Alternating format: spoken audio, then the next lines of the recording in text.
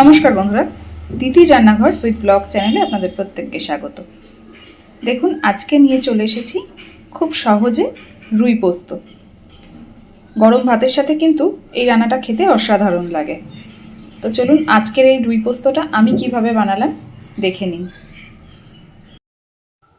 তো দেখুন বন্ধুরা, রুই পোস্ত বানানোর জন্য আমি প্রথমেই কড়াইতে সর্ষের তেল গরম করে নিয়েছি। আজকের এই মাছের রান্নাটা আমি সর্ষের তেলেই করব।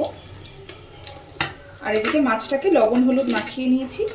এবার আগে লবণ হলুদ মাখিয়ে নেওয়া মাছটা আমরা সুন্দর করে ভেজে নেব।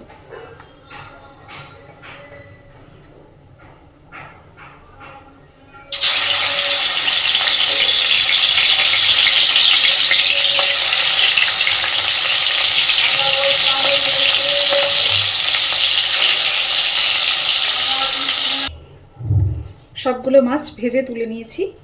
ওই তেলের মধ্যে এবার আমি ফোড়নে দিচ্ছি একটু কালো জিরে, এবার দিচ্ছি চেরা কাঁচা লঙ্কা আর পেঁয়াজ কুচি। পেঁয়াজটা এখানে আমি একটু মোটা মোটা করে কেটেছি।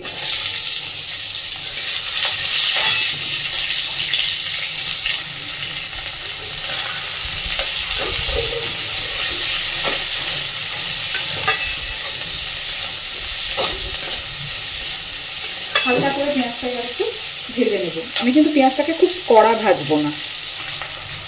দেখুন, পেঁয়াজটা আমি বেশ হালকা করে একটু ভেজে নিয়েছি। এবার আমি এর মধ্যে দিয়ে দিচ্ছি, আমি এখানে যে পাকা লঙ্কা, শুকনো লঙ্কা না, কাঁচা লঙ্কা যেটা পেকে লাল হয়ে যায়, ওই রকম দুটো পাকা লঙ্কা, পরিমাণ মতন পোস্ত আর সামান্য কয়েক দানা সর্ষে, এক কোয়া রসুন একসাথে বেটে নিয়েছি। আবারও বলে দিই, দুটো পাকা লঙ্কা, সামান্য কয়েক দানা সর্ষে, পরিমাণ মতন পোস্ত আর এক কোয়া রসুন একসাথে করে বেটে নিয়েছি। এবার এই মশলাটা এর মধ্যে দিয়ে দিলাম।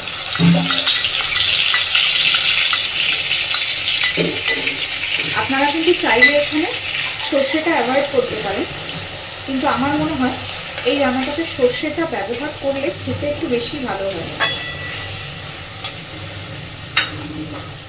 এবার দিয়ে দিচ্ছি হলুদ গুঁড়ো,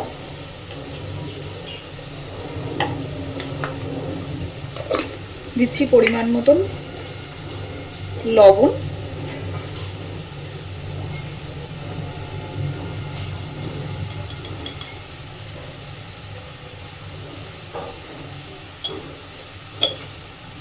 আর দিচ্ছি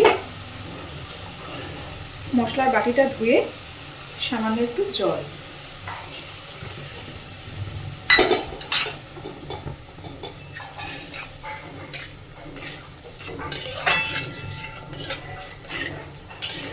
খুব সুন্দরভাবে এবার মশলাটাকে মিশিয়ে নেব।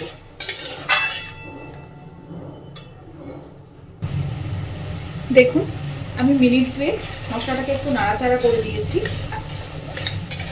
তেল বেরোতে শুরু করেছে।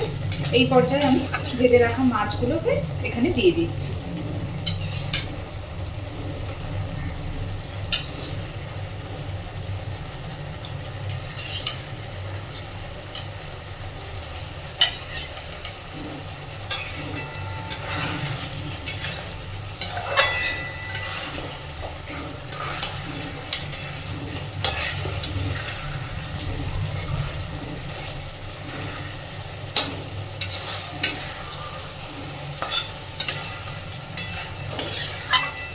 এইবার খুব সামান্য একটু জল এখানে ব্যবহার করব।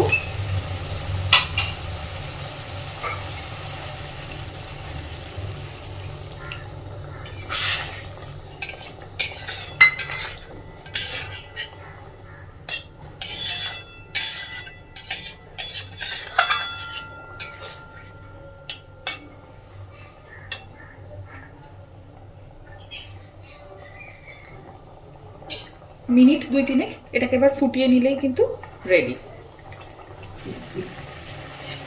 তো দেখুন,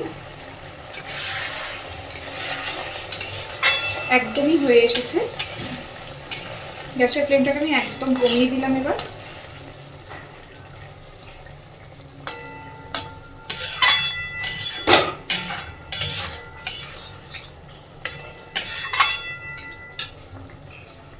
এই পর্যায়ে আপনারা কিন্তু চাইলে এর মধ্যে একটু ধনেপাতা কুচি দিতেই পারেন, কিন্তু আমি আজকে এখানে ধনেপাতা দিচ্ছি না, আমি দিয়ে দিচ্ছি ওপর থেকে সামান্য একটু কাঁচা সর্ষের তেল।